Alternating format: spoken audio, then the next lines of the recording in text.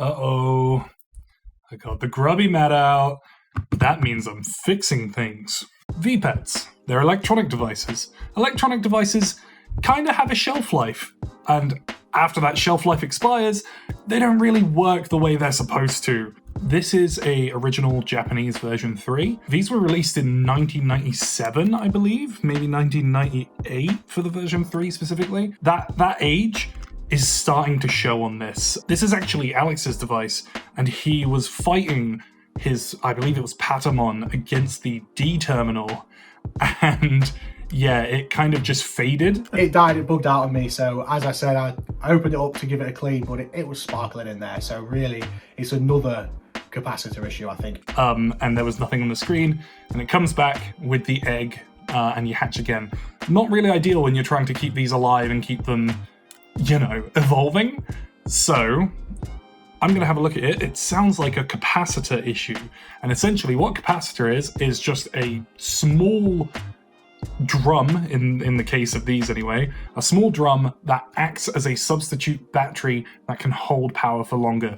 Have you ever noticed when you take the batteries out of these, it takes a while for the screen to fade? That's the capacitor that's doing that. So it sounds like the capacitor on this has failed. So what I'll do is we'll get it open and we'll see if we can't patch that up. Okay, here we go. It's to the side. Oh, speaker's gone as well. I'll fix that up. Oh, you can never open these without breaking the speakers. And in doing so, in trying to be a strong, independent woman, I broke the speaker wire again. That's him, officer. That's the offender right there. I don't have, like, flux in a tube. Try your very best to get that on the bit you're going to solder. That way, you're not going to cause any damage to the board or rip the contacts off. Apply some heat gently to those pins until they want to give. I'll see if I can get my little tweezers under there to kind of create a constant upwards force until it just kind of gives way. There we go. And there's our capacitor. So the thing about capacitors is that they should just be constantly rising. So if I were to do this, it is rising. It's not rising very fast. It's probably just getting a little bit old there. If I were to get a brand new one, we can see that's rising much quicker, much more consistently. I think that means the capacitor is the issue there. So let's give that a go and put the new capacitor in. Trim it to be roughly the same length. Might be a little too short, actually. Oh well, we'll give it a go. There's enough solder on there that I probably don't even need to replace the solder, but we'll see. There we go. Is it my cleanest work ever? No. But it should do the job. Let's also get this speaker wire put back in. Okay, and should everything be working, it should spring to life. So I won't know if the capacitor's fully working or not until I've raised it for a bit and tried it against the D terminal. But that's okay. Before I put this back together, I do want to just replace the background on there because there is a little crease in the bottom corner. The little bit of card that makes the background, that's bent a little bit, and I've straightened it out and it fixed it, but it kind of just keeps curling back up. And I want to give this back to Alex in like perfect condition. But yeah, speaker's working and it seems to be alive. We'll come back to that one in a bit. That's not the only thing I'm repairing today. Something else arrived in the mail. This is off-center. This is a D-Arc, a D-Power, a D4, whatever you want to call it. It's got different names as far as I'm aware, but it is the American D-Arc from 2001. Specifically, not really, that's Ghost Game. Specifically Rika's version, or the Renamon version, or whatever. This arrived in the mail, and as far as I'm aware, doesn't work. Let me get the battery compartment out. Whoop, if I put a battery in here, yeah, that's not meant to happen. I think something's happening, but I couldn't tell you what it is. So I'm going to open it up. I think someone's been in here already because those are pushed down. And when I got this first time around, I had to pry these up out of there, just to get the battery in to test it. So yeah, so I think something's definitely wrong here. It's also 2 screws just taped to it. I don't know what that's from. I'm kind of, I feel like I'm gonna find out when I open it. Regardless, let's get into it and see what we can do. Ah. I don't think my screwdriver's gonna reach in there.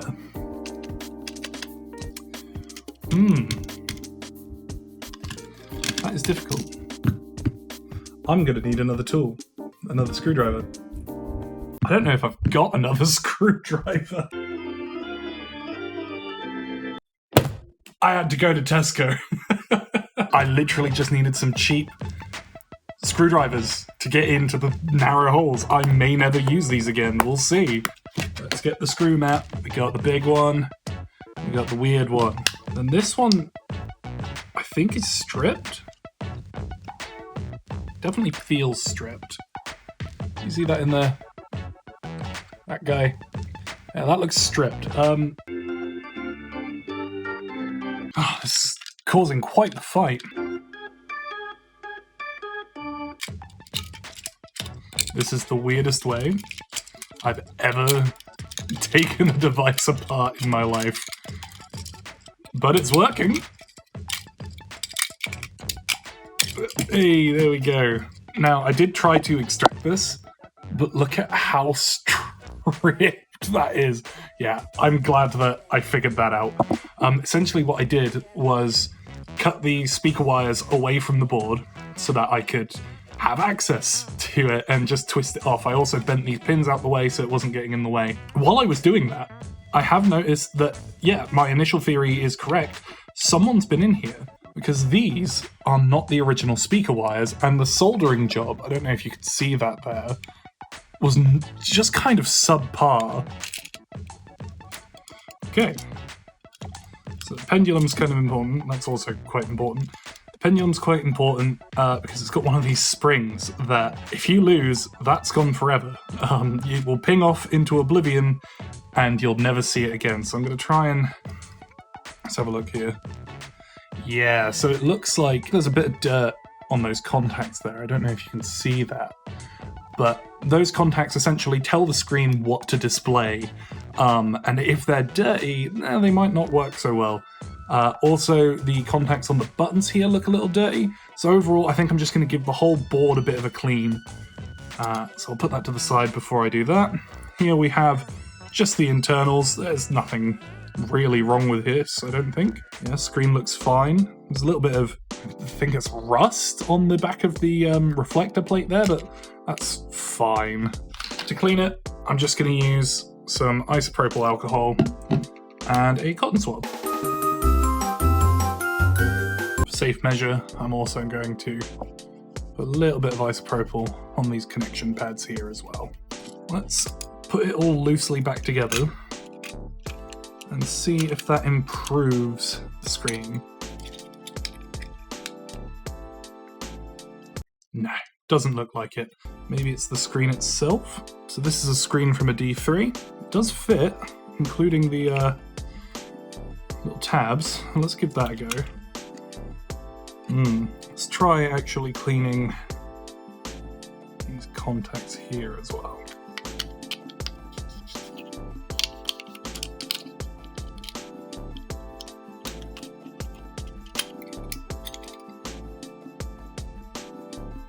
I might have to do some troubleshooting on this, so I'm not sure why it's not being picked up at all. I think the actual contacts might be corroded, so I'll need to try and get rid of that corrosion to see if I can get anywhere with it.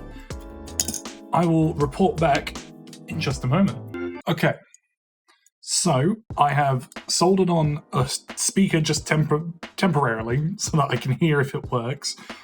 Turns out the battery plus thing lifted. You can see it's kind of really wobbly. I think I may have done that. So what I'm going to do is I'm just going to solder the push-through pin on this side so it makes contact with that, well, that little contact there, that little bit of metal. That'll be enough to at least keep it connected. Other than that, I think it is just the screen. I also took off the pendulum just because it was kind of getting in the way, but that's just here. So You haven't missed much. I'm just going to give it a go with soldering that on, making sure that's all good. Again, please ignore the way I apply flux. I've just got paste and I don't have a bottle for it. Is that a bad idea? Probably. Bit of solder on there. It's a little bit spiky. Let's see if I can round that off. You know what? Spiky is fine. If you're wondering what this is, by the way, this is something I 3D printed. It is literally just it's called the solder scroll, and it just scrolls your solder out. It's pretty good. That should keep the battery tab in place. Let's put a battery in and just... Oh, we've got something on the screen. So, I can just about hear the speaker. I'm curious. I wonder if the reason the screen's not working is just because of the tightness of the screws. Let me try tightening the motherboard in. I will continue to use these Tesco screwdrivers for the rest of this video, because god damn it, if I had to buy these things, then I'm using them. Okay, so it's a bit tricky because I've got to hold it in place while I put the battery down. I think that might just be a screen issue. I really do have to figure out a way to get this screen to work. Just a moment. I will continue testing and see if I can get that working. So you know how I said someone's been in here? I found this hole here and this hole here. I think screws are meant to be in there. There were no screws in there. And if I were to take this out, there, those two holes lead to that and that. If you have a look, it looks like a screw has been sheared off in there. And what do those screws do? I assume, if I'm right, if those are sheared off screws, those are the screws that are meant to hold down the bottom half of the screen to cause enough pressure for the actual image to show through. Remember these two screws that I said I don't know what they are? They're very small. Yeah, I think those are the sheared off screws, and we're going to have a little look now. Yep. You know what? I don't even know if I can show you, they're so small. Yeah, that's sheared clean off. Oh, and it's gone. Please excuse the mess. If I put this together and I give it a good squeeze, you can see we've got pretty much the whole screen there. So it is just a pressure thing now. In order to get this far, I did take, the little rubber gaskets, these things, the contacts, the little rubber contacts that were in there. I just kind of flipped them around in every single possible way to see if it would work, and it has. It's worked now, but those sheared screws might be a problem for the pressure.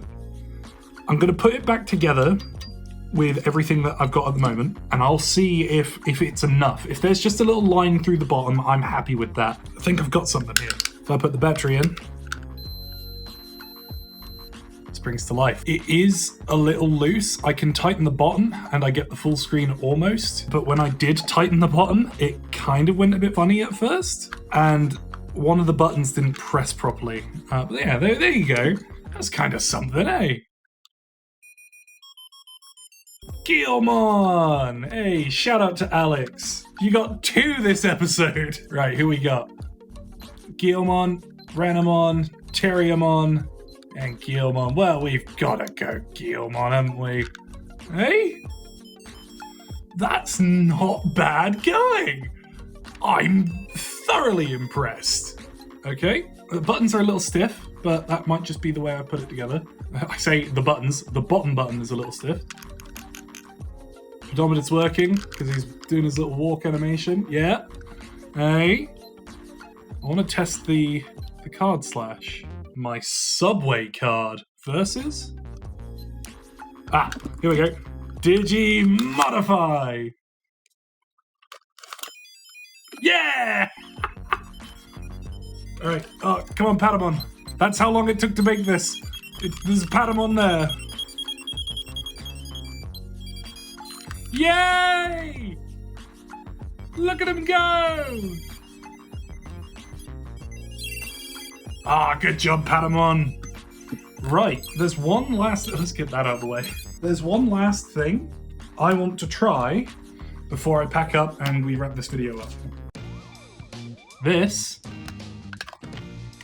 is the arch enemy of that there Patamon. If Patamon survives this, I'll be more than happy, because it only makes sense. We'll give him a third shout out. Here we go. Alex Digimon. Here we go.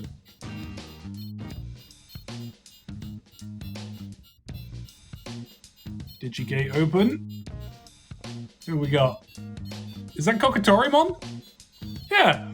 Huh. Kokatorimon comes up in conversation with me and Alex a lot, so you know what? That works. Here we go. Kokatorimon versus Patamon. He didn't fade out. He's still alive.